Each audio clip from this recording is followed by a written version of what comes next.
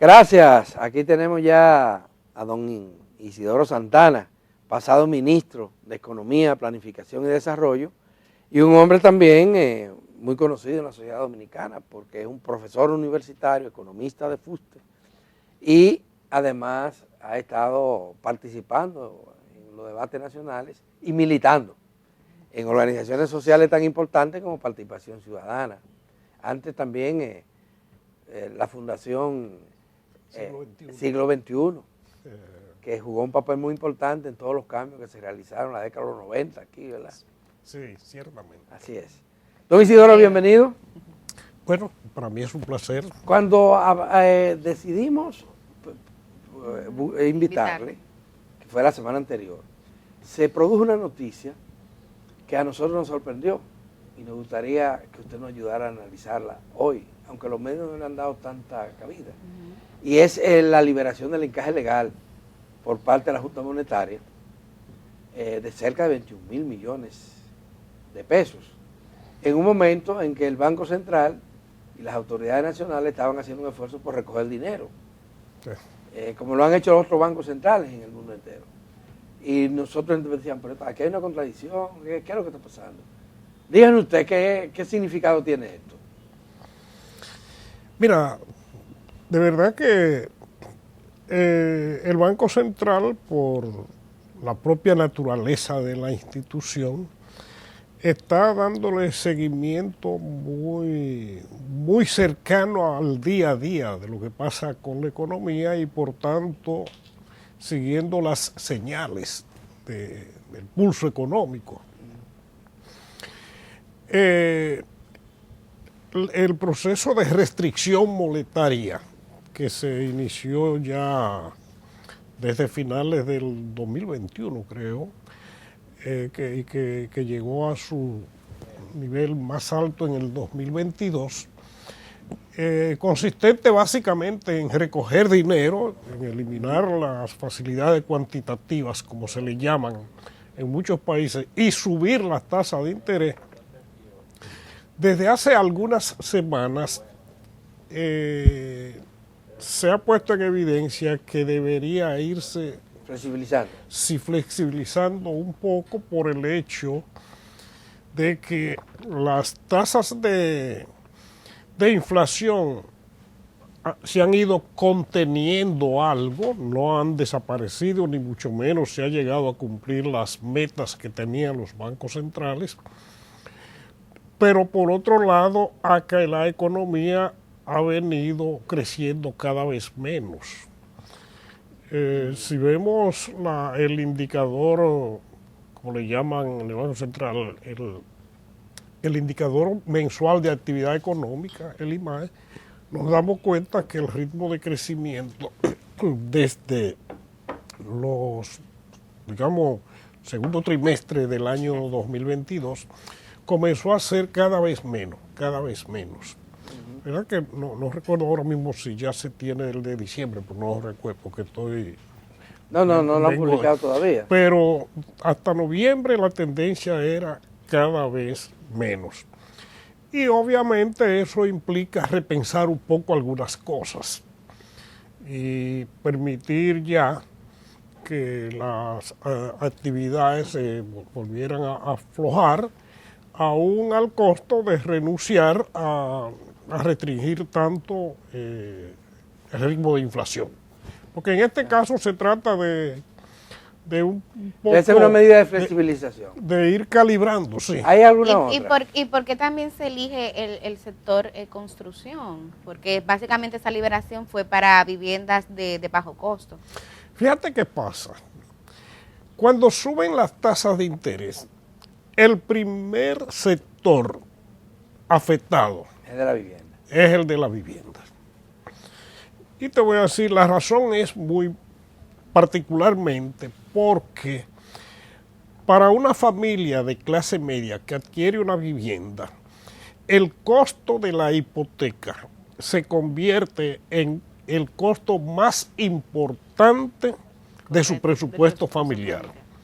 Y cuando la tasa de interés sube, el costo de la hipoteca se dispara. Porque tú sabes que... y el miedo a la quiebra llega. Sí. Sí, sí, también, ahí están las cosas. Pero en el caso de del valor mensual de la hipoteca que se paga, el interés es el componente más importante, más que la amortización. Seguramente ustedes se han dado cuenta por la práctica, ¿no? Entonces, al subir la tasa de interés, se les reduce el presupuesto disponible para otras cosas. Por eso es que se controla la inflación, porque entonces la gente deja comprar otra cosa y baja la demanda del supermercado y de muchísimas otras cosas, ¿no? Pero aquí se adoptó esta medida. Pero otras naciones que marcan las referencias casi siempre, el caso de Europa, el caso de Estados Unidos, en Estados Unidos el desplome del sector inmobiliario es de un 39%, según el último informe, de ahora de enero. Y esto es el desplome más alto, supera lo que ocurrió en el 2008, que fue el detonante de una crisis que todos conocimos a nivel mundial y que tuvo repercusiones mundiales. Pero ellos no han desmontado la política restrictiva.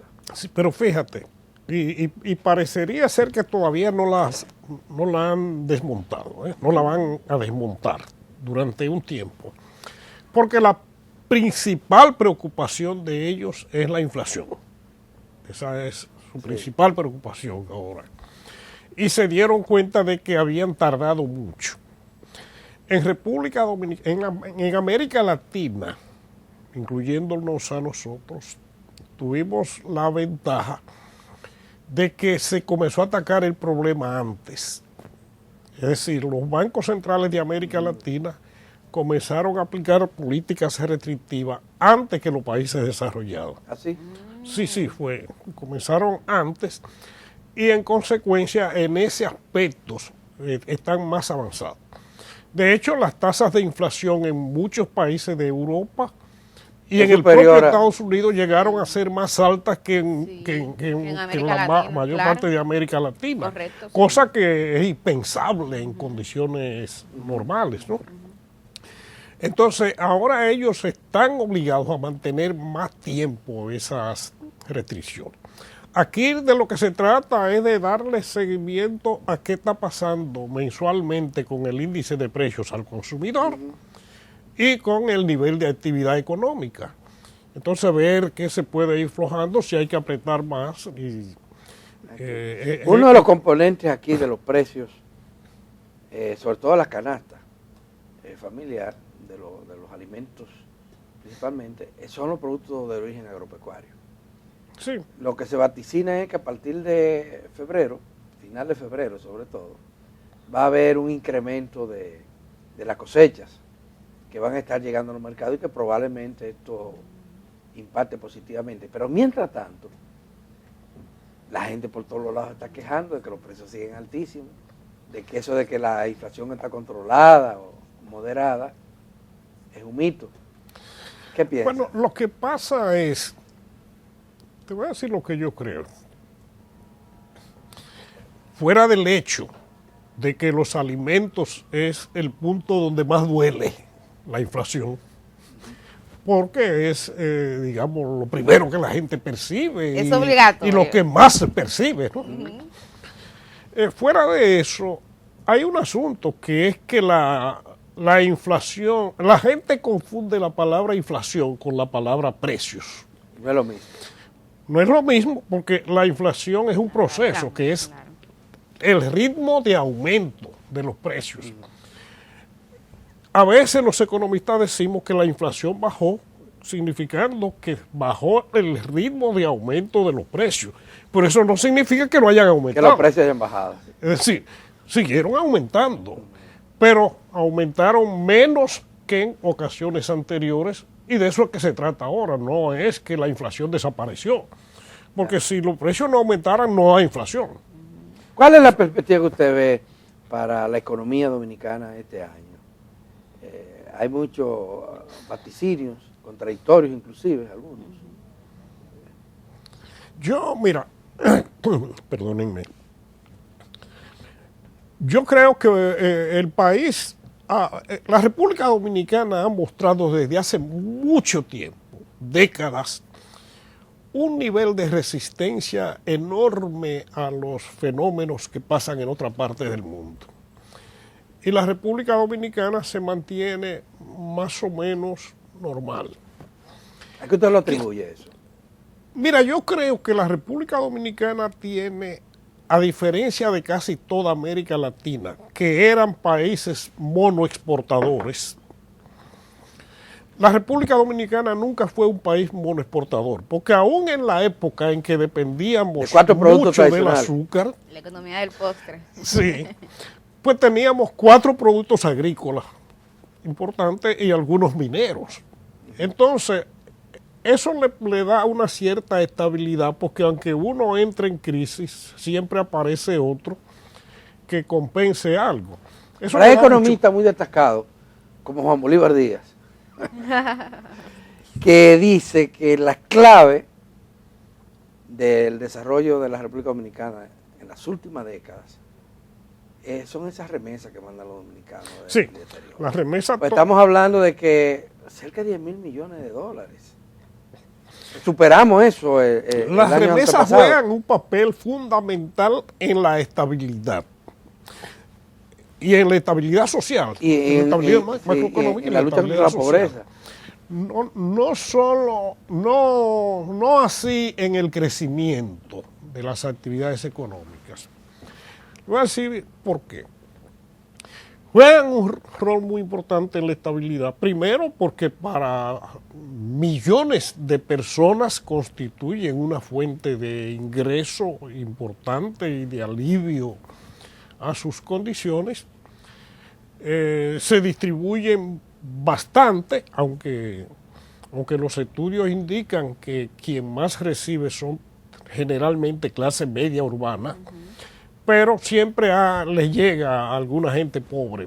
¿En el sur? La gente más pobre tiene menos acceso porque ha tenido menos posibilidades de migrar, pero siempre algo les llega.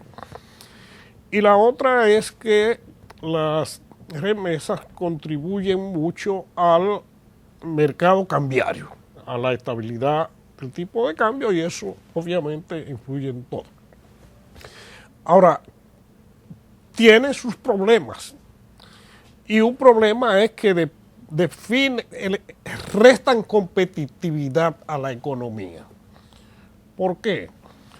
Porque en la medida en que existe un flujo así de divisas que no la produjo el aparato productivo nacional, que entran al mercado sin costo, deprimen la tasa de cambio real, y eso significa que cualquier producto dominicano sale muy caro ante los extranjeros y cualquier producto extranjero sale muy barato ante los dominicanos, y por tanto resulta más fácil importar que producir aquí.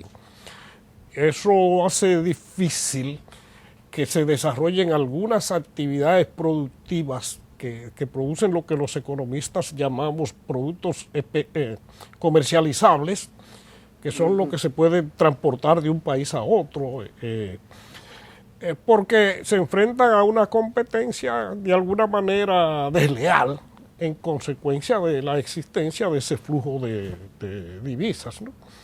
Y eso hace... Es un punto importante que está planteando, pero...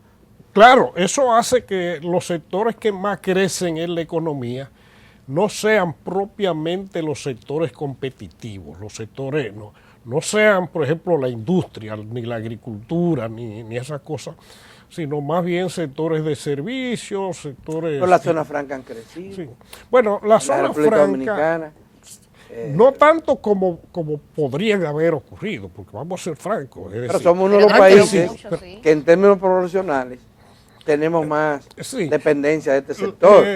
Se le ha prestado mucha atención a la zona franca y el turismo, y con eso se ha logrado contener, pero fíjense cómo las exportaciones dominicanas normales son no han tenido un desempeño tan espectacular a lo largo del tiempo. No tiene eso mucho que ver también con el modelo de desarrollo económico como contenido. Bueno, pero es que si hay algo que forma parte intrínseca del modelo, es ese, todo lo relacionado con el mercado cambiario. El mercado cambiario. Sí, claro, eso es una parte fundamental de cualquier modelo. Pero nosotros tenemos ya décadas con cierta estabilidad en el mercado cambiario.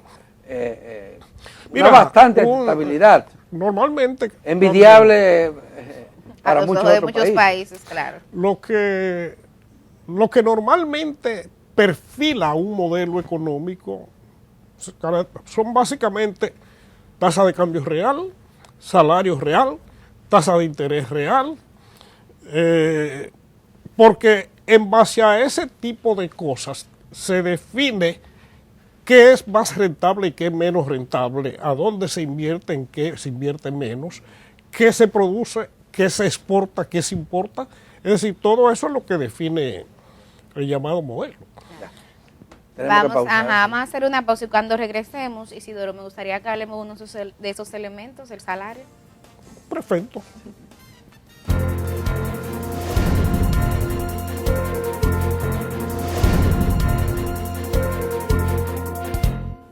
Gracias por mantener la sintonía. Seguimos aquí conversando con Isidoro Santana, quien fue ministro de Economía, además es profesor y articulista, que ahorita Alberto no lo dijo. Bueno, Isidoro, antes de la pausa yo te pedía que por favor introdujeras a la conversación el tema salarial, a propósito de que en este momento, en el escenario económico, hay una discusión acerca de un posible aumento salarial que toca por ley, pero que básicamente está demandando el sector sindical. Tu mirada para ese tema, sí, por favor. En realidad yo creo que eso debería ser interés de toda la sociedad dominicana, un aumento general de salario. Lamentablemente en República Dominicana desde hace décadas se dejaron de promover aumentos generales de salarios, sino solo tocar las tarifas de salarios mínimos, en discusiones que el Estado prácticamente ha ido abandonando, casi se la ha ido dejando a entes privados que lo decidan ellos, lo cual ha generado muchos problemas, ¿no? Entre ellos desequilibrios salariales, y aquí existe una cantidad enorme de salarios mínimos que no debería ser, y además que el salario dominicano se ha quedado muy rezagado a la par con la mayor parte de los demás países de nuestro entorno. Ahora, en adición a eso, pues, ahora en los últimos 2 años, el país, como el mundo entero, ha convivido con una inflación fuerte que ha contribuido a deteriorar los salarios, y es lógico que haya un aumento importante. Yo creo que las partes interesadas tratan de comenzar la discusión poniéndose en una buena posición negociadora, y no vamos a decir los sindicatos, porque este es un país sin sindicatos, vamos a ser francos. Hablemos claro. Sí, acá lo que hay es una burocracia sindical. Pero bueno. Y tal vez eso es lo que justifica el hecho de que en los últimos años solamente se habla de salarios mínimos en el sector privado. Yo recuerdo cuando Antonio Guzmán llegó al poder, ¿cuáles eran los salarios mínimos? 60 pesos. Sí. Y lo llevaron a 125. Eso implicó un aumento significativo de los salarios. Sí, el doble. Pero Balaguer en los años 90, con la crisis que vino y todas las reformas, evidentemente que se deterioraron los niveles salariales. Muchísimo. Y el sector empresarial no quería ni por diablo subir los salarios. Y le metió un proyecto de ley que elevó en un 60% los salarios por ley. Se dijo que eso era ilegal, que la economía se iba a caer, que todo. No, mira, no se acabó el mundo. No, claro. Y ahora se alega lo mismo siempre. Cuidado, porque esto genera... Es justo. Y tiene que ser, porque además eso es parte de un problema que toda sociedad debería propiciar, que es un mayor equilibrio social, una mayor equidad. Mejor distribución de la riqueza. Claro. La riqueza la produce toda la sociedad. Sí. Sobre todo si también, como indican las estadísticas económicas, aquí la productividad ha venido aumentando muchísimo, y en consecuencia el que genera esa productividad es el que produce, el que trabaja, ¿no? Bueno, tiene mucho que ver también con el problema del modelo, porque una cosa viene con la otra, y es que en condiciones de, como decía, de tasa de cambio sobrevaluada, que generalmente es el caso de los países que reciben muchas remesas, el caso dominicano, como es difícil competir, casi siempre las empresas industriales, agrícolas, etcétera, para competir exigen salarios bajos e impuestos bajos, o ningún impuesto, exoneraciones de impuestos. Y eso hace más desequilibrado el sistema, obviamente, porque así el Estado puede proveer menos bienes públicos y los trabajadores directamente reciben menos. En consecuencia, la competitividad se fundamenta en una cuestión que es difícil de sostener en presencia de ese nivel de mal de fondo. Otra cosa. Y además de los niveles salariales, está el tema también de las condiciones laborales. Sí. Nosotros tenemos una fuerza de trabajo con un componente muy alto de mano de obra haitiana. Sí. Sobre todo en las zonas agrícolas y en el área de la construcción. Esto deprime, por supuesto, saca de competitividad. Con un agravante, aquí las centrales sindicales no organizan a los haitianos, a los trabajadores haitianos, porque esos son extranjeros. Y hasta dicen que le quitan las oportunidades a los dominicanos, cuando son los dominicanos los que han abandonado. Bueno, en realidad, de que desplazan mano de obra dominicana de algunos sectores que antes sí trabajaban los dominicanos, no hay dudas. Pero hay quienes dicen, como, y voy a pensar en Fran Báez, que los haitianos lo que han hecho en mantener mano de obra es llenar un vacío que dejaron los dominicanos, porque la inmigración de los dominicanos hacia las ciudades sin las condiciones adecuadas para el habitar, sin planificación, como ha ocurrido en la República Dominicana, ha dejado un vacío en muchas áreas. Y estos dominicanos que vienen del campo no quieren tampoco trabajar en los trabajos duros de la construcción. Los procesos sociales siempre están muy vinculados y a veces se da una cosa que tú no sabes cuál es la causa y cuál es el efecto. Están muy, muy vinculados. No hay duda de que han llenado un vacío. Ahora también hay que ver por qué se ha producido ese vacío. Eso ha venido ocurriendo en el capitalismo de los últimos 40 años en prácticamente todo el mundo. Todo el mundo, porque ese es uno de los principales problemas de Europa últimamente, tiene que ver con el surgimiento de ese sentimiento antiinmigrante y el argumento es el mismo. De que, pero necesita la mano de obra, sin eso no produce Europa. Lo mismo pasa en Estados Unidos, en los estados del sur donde está una gran parte de la agricultura, en California, en Texas, en esos estados, los productores agrícolas dicen que no podrían vivir sin los mexicanos, por ejemplo, y los centroamericanos.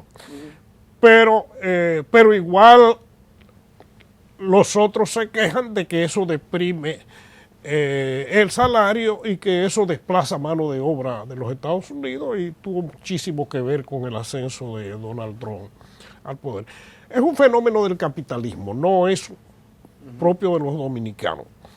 Ciertamente que en muchas actividades se le suele pagar a un haitiano lo mismo que se le pagaría a un dominicano, por lo cual mucha gente piensa que es un mito eso de que baja el salario real. Pero también es cierto que esa es una de las razones por las cuales el dominicano no quiere hacer el trabajo, por lo bajo que es la remuneración. Entonces, todo eso está muy, muy vinculado. Otro elemento, Isidoro, vinculado a este tema salarial, es que se habla de aumento salarial, pero solamente en el sector privado, cuando en el sector público, exactamente, hay muchísima desigualdad. Hay mucha desigualdad. En realidad, en el sector público es donde están los niveles más dispares, más ofensivos de desigualdad, donde hay conviviendo sueldo de millones de pesos mensuales con sueldo de 2 o 3 miles de pesos mensuales dependiendo del tipo de servicio, la posición y de la capacidad de maniobra que tengan lo que dirigen las instituciones.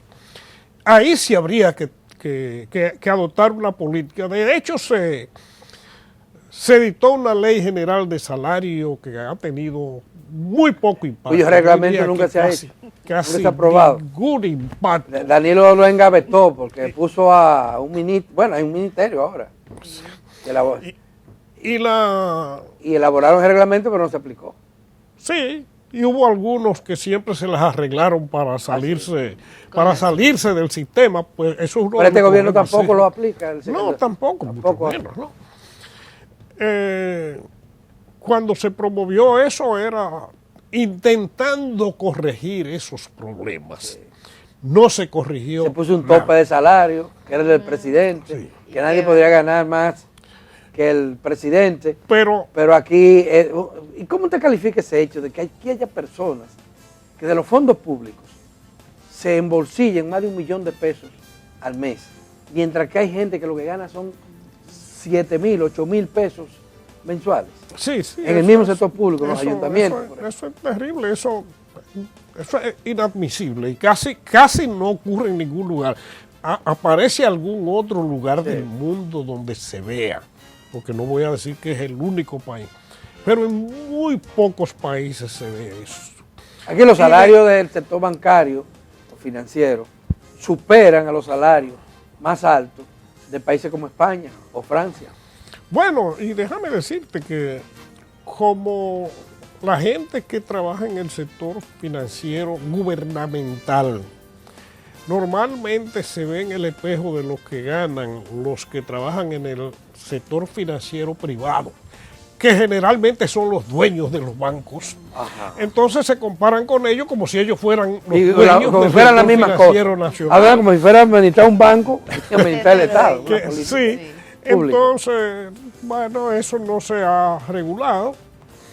El sector financiero ha venido tomando mucho poder. De hecho, en Estados Unidos, hasta hace algún tiempo, el sueldo del presidente de la Reserva Federal, que es el más alto de ellos, era más o menos del nivel de un viceministro, porque lo que se le consideraba la jerarquía. Claro. Ya después, creo que fue a partir de Greenspan, se le comenzó a dar categoría de ministro y a equiparar el sueldo del ministro, pero jamás a la del presidente. Como es aquí. Señoras y señores, se nos acabó el tiempo. Muchísimas gracias, don Isidoro Santana. Y gracias a usted. La semana concluimos.